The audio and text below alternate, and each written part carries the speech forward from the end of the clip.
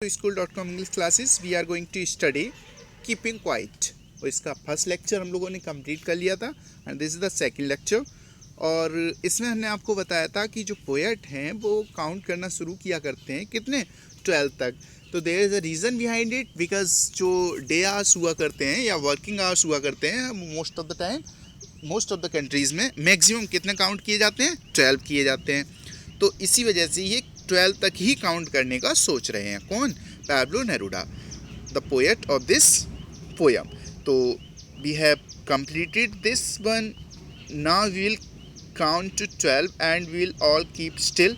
तो ये भी हमारी लाइफ में बहुत ज़्यादा ज़रूरी होता है। जब हम काम लगातार करते रहते हैं तो उसके रिज़ल्ट के बारे में सोचने के लिए थोड़ा सा रुक जाना चाहिए। वो ज़्यादा अच्छा रहता है कि रुक कर थोड़ा सोच लो कि जिस डायरेक्शन में हम चल रहे हैं वो डायरेक्शन किस तरह कहाँ पे लेकर जा रही है हमें, है ना, किस दिशा में अभी हम चलते चले जा रहे हैं, आगे चलकर हमारा क्या होने वाला है, किस तरीके से हमारी लाइफ आगे चलकर सेटल होगी या बिगड़ जाएगी, है ना। तो इस चीज़ का विशेषतः ध्यान रखना है।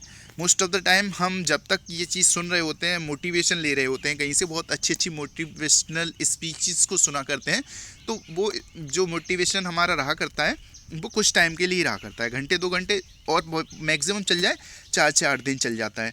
आपको जिस दिन मोटिवेशन मिलता होगा खूब पढ़ते होगे, पूरी रात भी पढ़ते हो, दूसरा 2-4 दिन में वो नींद पूरी होती होगी आपको।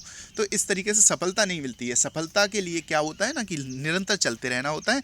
और ज़्यादा अच्छा रहता है कि टाइम टू टाइम 8-10 दिन 15 दिन या महीने भर में हमें अपने आप को रोक कर देखना चाहिए, थोड़ा सा रुकना चाहिए और समझना चाहिए कि जिस डायरेक्शन में हम जा रहे हैं वो कहाँ पे हमें लेकर जा रही है ना। तो इसके लिए बहुत ज़रूरी है कि हम क्या करें, स्टिल हो जाएं, कीप स्टिल, शांत रहें। फॉर वंस ऑन, अब क्या है कि ये सभी को रुकने के लिए बोल रहे हैं। क्यों? दुनिया में बहुत ज़्यादा क्या लगा हुआ है, भेड़ चाल लगी हुई है। दूसरे को देखा ये बहुत ज़्यादा आगे निकल गया तो पीछे वाला जो होता है भागना शुरू कर देता है। उसे ये नहीं पता है कि आगे कंकड़ हैं, पत्थर हैं, क्या है, टकराएगा, मरेगा, अब बस भागना शुरू कर देता है बुरी तरीके से। तो that's not a right way. आपको पहले से सब कुछ डिसाइड करना है कि कहाँ जाना है, किस तरीके से जाना है। पहले अगर आपने डिसाइड ही नहीं किया है तो पता नहीं कहीं पे ही भटकते रहो, कहाँ पहुँचने वाले हो, नो वे। तो ये कह रहे हैं कि सभी लोगों को एक बार ये चाहते हैं, हम पैब्लो नेरूडा कह रहे हैं कि एक बार ये चाहते हैं कि पूरी दुनिया के जितने भी लोग हैं सब बिल्कुल ऐसे थम जाएं, रुक जाएं, जैसे कोरोना वायरस आया ना, अभी पूरी दुनिया लॉकडाउन में चली गई थी। इसी तरीके से वो फिर भी कुछ ना कुछ चलता रहता है। ये एक बार कह रहे हैं कि पूरी तरीके से सब कुछ बिल्कुल थम जाए, है ना, किसी भी तरीके का कोई भी प्रेशर इंसान के माइंड पे ना हो, अपने आप को रोके इंसान। ऐसा नहीं है कि किसी भी तरीके का कोई ऑर्डर गवर्नमेंट पास कर देती है तो मजबूरी में ऐसा करना पड़े। हर इंसान अपने आप को रोके, खुद में ही ये डिटरमाइन करे कि हम कुछ क्षण के लिए किसी भी तरीके का कोई भी काम नहीं करेंगे, किसी भी लैंग्वेज में नहीं बोलेंगे। For once on the face of the earth, फिर क्या होगा, इस पूरे के पूरे सरफेस पर केवल पहली बार इस पूरे सरफेस पर let's not speak in any language. ऐसा करते हैं कि किसी भी भाषा में हम लोग बात नहीं करते हैं, बिल्कुल शांत हो जाते हैं। Let's not speak in any language, किसी भी भाषा में बात नहीं करते हैं। लेट्स स्टॉप फॉर 1 सेकेंड, चलिए कुछ भी हो, एक क्षण के लिए ही क्यों ना सही, बट रुक जाते हैं। And not move our arm so much, और अपने जो हाथ पैर हैं उनको भी चलाना बंद कर देते हैं। हाथ बिल्कुल नहीं चलाएंगे तो कोई काम होगा ही नहीं। हमारे कहने का मतलब यहाँ पर ये है, पोएट के कहने का, समझाने का मतलब ये है कि किसी भी भाषा में अगर नहीं बोलने से मतलब बॉडी लैंग्वेज का भी यूज़ नहीं करना है। अगर हम किसी भी भाषा में मुंह से नहीं बोलते हैं और बॉडी लैंग्वेज का यूज़ करते हैं तो बॉडी लैंग्वेज के साथ भी लैंग्वेज वर्ड तो जुड़ा ही हुआ है, तो हाथ पैर भी हम नहीं हिलाएंगे, चलेंगे फिरेंगे भी नहीं, कोई भाषा नहीं बोलेंगे। क्या पीस होगी, किस तरीके की शांति होगी, है ना। जब कोई इंसान चलेगा ही नहीं, कुछ चलाएगा ही नहीं, सारी मशीनें वगैरह बंद कर दी जाएंगी, तो किस तरीके की शांति होगी। It would be an exotic moment, क्या शानदार क्षण होगा। विदाउट रश, बिना भीड़ के, विदाउट एंजिन्स, बिना एंजिन्स के। We would all be together, हम सब लोग एकदम साथ आ जाएंगे। इन अ सडन स्ट्रेंजनेस, एक बहुत अद्भुत क्षण होगा ये, है ना, अद्भुत क्षण का एहसास कराएगा। Fisherman in the cold sea would not harm whales, जो फिशरमैन है कोल्ड सी में, वो जो वेल्स है, वेल्स से मतलब है किसी भी प्रकार की मछली, है ना। यहाँ पे तो वेल्स का मतलब है सबसे बड़ी मछली का नाम ले लिया गया है, लेकिन जो फिशरमैन है कोल्ड सी में, ठंडे समुद्र में, वो किसी भी मछली को किसी भी प्रकार का कोई नुकसान नहीं पहुँचाएंगे। And the man gathering salt would look at his hurt hands, और जो मैन गैदरिंग सॉल्ट हैं, जो सबसे कठिन काम लिया गया है यहाँ पर, क्या पहले के टाइम में मशीन्स वगैरह तो नहीं हुआ करती थी, उस टाइम पे लोग जो थे वे अपने हाथों से उस सॉल्ट जो नमक है हम लोग यूज़ किया करते हैं उसको इकट्ठा किया करते थे। तो उनके हाथ नमक की वजह से क्या है, फूल से जाते थे, सड़ से जाते थे, एक तरीके से कट जाया करते थे, उनमें से ब्लड बाहर आना शुरू हो जाता था। बड़ी डेंजरस सिचुएशन हुआ करती थी। कुछ भी हाथों में पहन लिया करते थे फिर भी कुछ ना कुछ मात्रा तो हाथों के अंदर जाएगी ही। तो उनके जो हाथ थे वो बहुत बुरे हो जाते थे, हार्ट होते थे, उनके चोट पहुंचा करती थी। लेकिन क्या है कि जो उनका मालिक है या फिर जो उनके चार पैसे का लालच है, थोड़ा और काम करने की इच्छा, वो उन सारी चीज़ों को देखने का उन्हें टाइम नहीं दिया करती थी। तो ऐसा यहाँ पर सिंबलाइज, यहाँ पर एक प्रतीक के तौर पर लिया गया है। अगर हम इस चीज़ को देखें कि बहुत सारे ऐसे लोग हैं जो कठिन से कठिन काम किया करते हैं, बड़ी डेंजरस मशीन्स हैं उन पे वो वर्क किया करते हैं, बड़े बड़े डेंजरस वर्क हैं, मतलब बेल को पकड़ना एक आसान काम है, बहुत ही मुश्किल है। इसी तरीके से जो डिस्कवरी वगैरह आपने देखी होगी, या फिर जो गोताखोर वगैरह हुआ करते हैं, या फिर जो लोहे की फैक्ट्रीज में काम करने वाले लोग हुआ करते हैं, ये कितना डेंजरस वर्क किया करते हैं, आप इमेजिन नहीं कर सकते हो। स्टंटमैन्स होते हैं, है ना, पता नहीं कब इनकी जान चली जाए। या ये जो सोल्जर्स हुआ करते हैं, तो कितने सारे खतरे के काम होते हैं, केमिकल्स वगैरह की फैक्ट्रीज़ में जो काम किया करते हैं, इन सारी चीज़ों को इमेजिन करो। तो यहाँ पर सिंबॉलिक तौर पे यहाँ पर ले लिया गया है कि जो हमारे सुपरवाइजर्स होते हैं या फिर मालिक हुआ करते हैं, या जो मज़दूर वगैरह के मज़दूर से काम करवाने वाले लोग हैं, हमेशा उनके पास बैठे रहते हैं, चिल्लाते रहते हैं, ये काम नहीं हुआ, वो काम नहीं हुआ, ऐसा नहीं किया, वैसा नहीं किया। अगर हम लोग कुछ टाइम के लिए शांत हो जाते हैं, किसी भी तरीके की कोई भी हरकत नहीं करते हैं, किसी भी तरीके से हाथ पैर और किसी भी भाषा में हम बात नहीं करते हैं, बिल्कुल चारों तरफ शांति ले आते हैं, तो ये लोग जो हैं उन्हें टाइम मिलेगा कि ये अपने हाथों की तरफ गौर कर पाएंगे, है ना, देख पाएंगे कि ये जो इनकी कंडीशन है वो कैसी हो चुकी है। ये जो चार पैसे का लालच है, ये किसी भी चीज़ को सोचने का हमें मौका नहीं देता, और हम अंधे होकर लगातार आगे बढ़ते रहते हैं, और हम अपने स्वास्थ्य को ख़राब कर लिया करते हैं। हमारा स्वास्थ्य बेकार हो जाता है, और जो चार पैसे हमने कमाए होते हैं फिर वो हमारे स्वास्थ्य में लग जाते हैं, उसको हेल्थ को सुधारने में लग जाया करते हैं। उस बीमारी जो हम अपने अंदर पनपाते हैं, रात भर बैठ के काम कर रहे हैं, दिन भर खड़े होकर काम कर रहे हैं, जिसकी और ऐसी रोशनी में जो कम डिम रोशनी है, आप इमेजिन कर सकते हो जो बैंगल मेकर्स हुआ करते हैं, है ना, वो चार पैसे के लालच में उस रोशनी के सामने लगातार बैठे बैठे उसको देखते रहते हैं, जिसकी वजह से उनकी जो आई साइट है वो बहुत ज़्यादा वीक हो जाया करती है।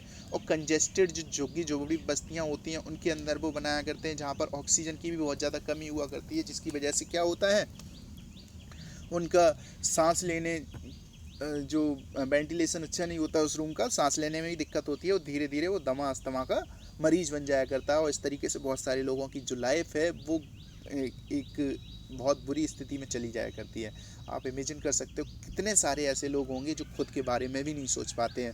वो सोचते हैं कि अगर किसी भी तरीके से अपने काम को रोकते हैं तो उसे दोबारा से लगाने में बहुत ज़्यादा टाइम लग जाएगा।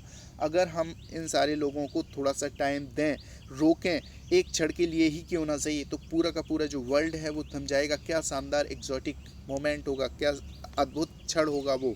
और वो सारे लोग जो लगातार अपने कामों में लगे रहते हैं, एक पल उन्हें मिलेगा जो अपने बारे में सोच पाएंगे कि किस स्थिति में उनका शरीर आ गया, किस स्थिति में उनकी जो बॉडी है ना, माइंड है, और इनका कॉन्शियसनेस है, इनका जो टारगेट है वो क्या है, मतलब किस दिशा में ये जा रहे हैं, ये सारा कुछ सोचने का इन्हें मौका मिलेगा। तो फिशरमैन इन द कोल्ड सी, तो यहाँ पर एक सिंबलाइज तौर पर लिया गया है, वुड नॉट हार्म व्हेल्स। अब क्या है कि बहुत सारे ऐसे लोग भी हैं जिनका काम ही ऐसा हुआ करता है, जैसे वुचर हैं, है ना, तो ये जानवरों को काटने का। आप शिकागो वगैरह के बारे में अगर सुने हों तो अमेरिका का जो शिकागो है वहाँ पर एक बूचर सेंटर है, जहाँ पर हज़ारों पशु एक बार में, हज़ारों एनिमल्स एक बार में ही काट दिए जाते हैं, और डेली विश्व की सबसे बड़ी मीट मंडी, है ना, तो लाखों जानवर वहाँ पे आसपास काटे जाते हैं। इमेजिन कर सकते हो कि अगर एक क्षण के लिए ये सारी चीज़ें बंद कर दी जाएं तो कितने सारे जीवों की हत्या होने से बच जाएगी, एक क्षण के लिए, है ना। पूरे के पूरे विश्व में हर क्षण कितने सारे जानवर काटे जाते रहते होंगे, और अगर एक क्षण के लिए भी इन सारी चीज़ों को कंट्रोल किया जाए तो लाखों की ना सही तो हज़ारों की तो संख्या बढ़ ही जाएगी। आप सोचो कि एक मोमेंट किसी की लाइफ में कितना इम्पोर्टेंट हुआ करता है। एक मोमेंट की वजह से हजारों जीव जो हैं वो बच जाएंगे।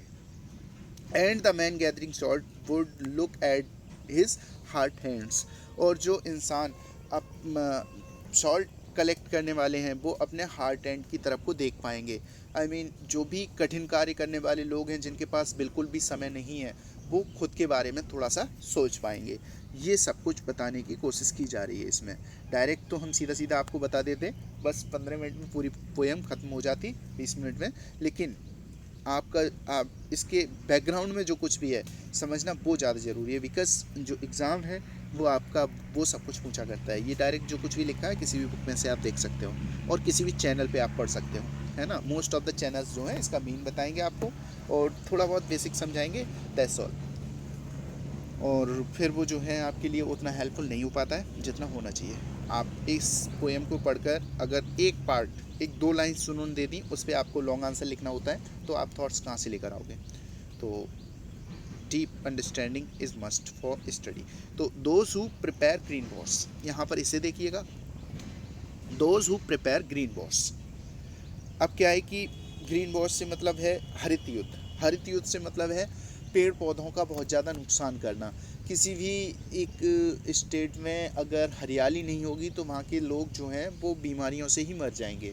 बहुत सारी अस्थमा वगैरह और सांस की जो लंग्स वगैरह की प्रॉब्लम्स होंगी, रेस्पिरेटरी रिलेटेड प्रॉब्लम्स जो होंगी, तो वो सारी दिक्कतें जो हैं उस देश की जनता को ख़त्म कर देंगी।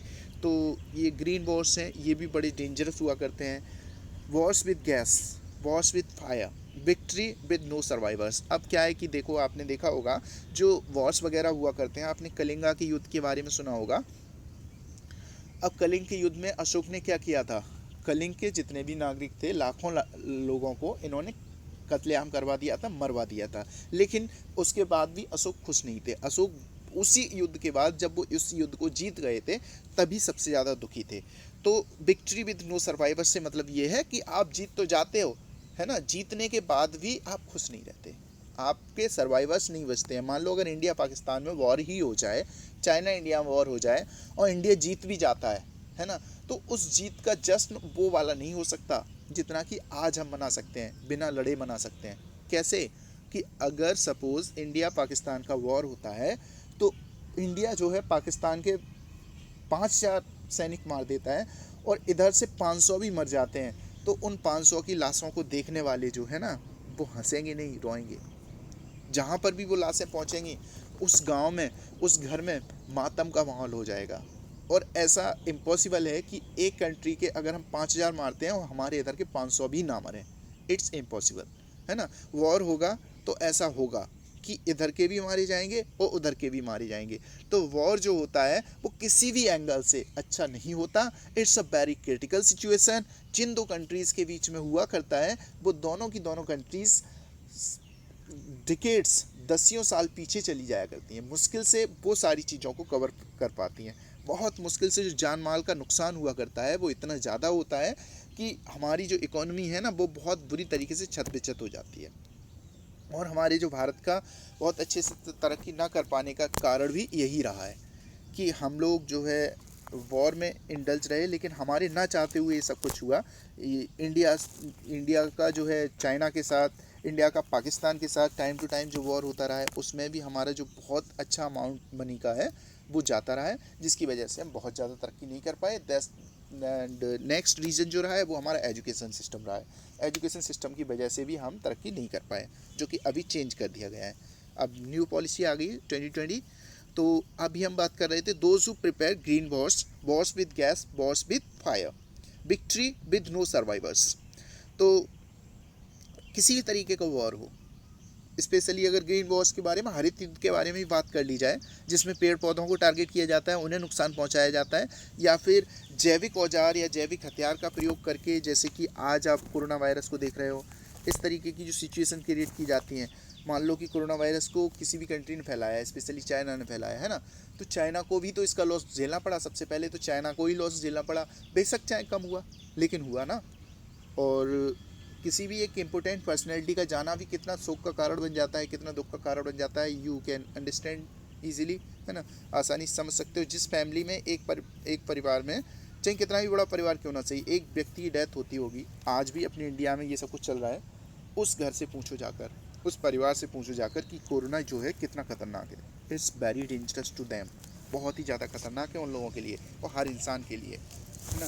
तो ये वॉर जो है, वॉर भी किसी भी एंगल से अच्छे नहीं हुआ करते हैं, ये बहुत ही ज़्यादा खतरनाक होते हैं। चाहे किसी भी तरीके का वॉर हो, जैविक हथियारों से लड़ा जाए, चाहे ग्रीन वॉर्स हो, चाहे फिर वो केमिकल्स वगैरह का यूज़ करके लड़ा जाए, चाहे फिर वो ये जो एटम बॉम्ब्स, फायर का मतलब वॉर विद गैस, केमिकल्स वाला वॉर विद फायर से मतलब एटॉमिक आर्म्स, इसमें फायर ही होती है।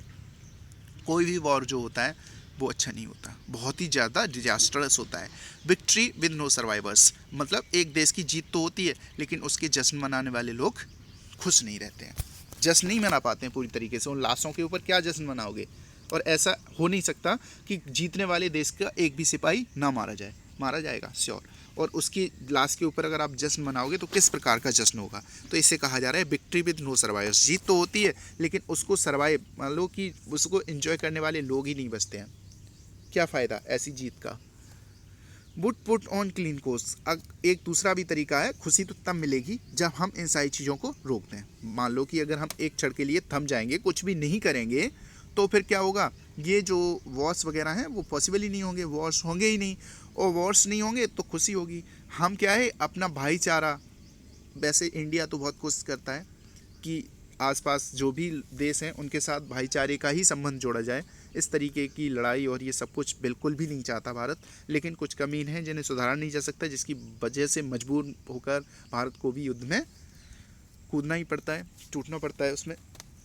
तो would put on clean clothes, तरीका ये है कि अगर हम लोग बिल्कुल शांत हो जाएंगे, मान लो तैयारी कर लिए युद्ध की, और हम सब पोएट ये कह रहे हैं कि हम 12 तक काउंट करेंगे, सभी लोग बिल्कुल शांत हो जाएंगे, रुक जाएंगे, इन लोगों के अंदर थोड़ी सी समझ का विकास होगा, सोचेंगे और भाईचारे की भावना जन्म लेगी, पनपेगी। Would put on clean clothes, तो वॉर जो होता है उसमें क्या हुआ करता है, बुरी हालत हो जाती है, 4-4, 5-5 दिन, 10-10, 15-15 दिन हो जाते हैं, लोग नहाते नहीं हैं, है ना, खाने पीने के लिए नहीं बचा करता है, बंकर्स होते हैं, ये डिचेस वगैरह, खाई वगैरह बना लिया करते हैं। कुछ कंडीशंस तो ऐसी हो जाती हैं जिसमें 5-5, 6-6 दिन फ्रेश होने के लिए तक जो फौजी होते हैं वो बाहर नहीं निकल पाते हैं, उन्हीं के अंदर सब कुछ रहना, खाना और सब कुछ ये करना, मैनेज करना, किस तरीके की सिचुएशंस होती होगी, यू कैन इमेजिन। इसी की वजह से ये जो स्पेनिश फ्लू वगैरह फैला था, आपको शायद पता हो, ये 1918 में, तो ये कहीं ना कहीं उसी डिचेस वगैरह से ही फैला था। और इन डिचेस से जो ये खाई होती है ना, जिसके अंदर बैठकर ये फौजी लड़ा करते हैं, उन्हीं से बहुत ज़्यादा बीमारियां पनपती हैं, क्योंकि उसमें बहुत ज़्यादा गंदगी हो जाती है ना, तो वहाँ से बहुत सारी बीमारियां पनपती हैं। और ये जो सोल्जर्स होते हैं जब अपने घरों पे जाया करते हैं तो इस सोसाइटी में भी वो बीमारी को दे दिया करते हैं, और फिर धीरे धीरे ये सोसाइटी में फैलना शुरू हो जाती है। तो अगर मान लो ये सिचुएशन ही ना आए कि वॉर हो ही ना, तो फिर क्या होगा कि सारे के सारे जो लोग हैं वो क्लीन क्लोथ्स पहनेंगे, पुट ऑन क्लीन क्लोथ्स, साफ स्वच्छ कपड़े पहनेंगे, है ना, गंदगी की कोई आवश्यकता ही नहीं। एंड वॉक अबाउट, और फिर क्या है, घूमेंगे फिरेंगे आराम से, विद देयर ब्रदर्स। फिर क्या है कि अगर हम शत्रु नहीं हैं तो मित्र हैं, भाई हैं एक दूसरे के, और अपने भाइयों के साथ सभी भाई भाई हो जाएंगे, है ना। Walk about with their brothers in the shade doing nothing. Shade मतलब अगर वॉर होता तो वो जो पेड़ थे वो सारे के सारे नष्ट हो जाते, डिस्ट्रॉय हो जाते, फिर आपको पेड़ों की छां कहाँ मिलने वाली थी, कहीं पे भी नहीं ना। अब क्या है कि अगर आप वॉर नहीं किए हो तो कितने फ़ायदे हैं ये वॉर ना करने के, कि वो सारे हरे वृक्ष होंगे जिनकी छाया में हम आराम से बैठेंगे, इंजॉय करेंगे, डूइंग नथिंग, कुछ ना करते हुए, है ना। क्योंकि पोएट पहले ही कह चुके हैं कि कुछ टाइम के लिए हम बिल्कुल रुक जाते हैं, कुछ भी नहीं करते हैं, है ना, doing nothing. That's all for today, thank you, have a nice time.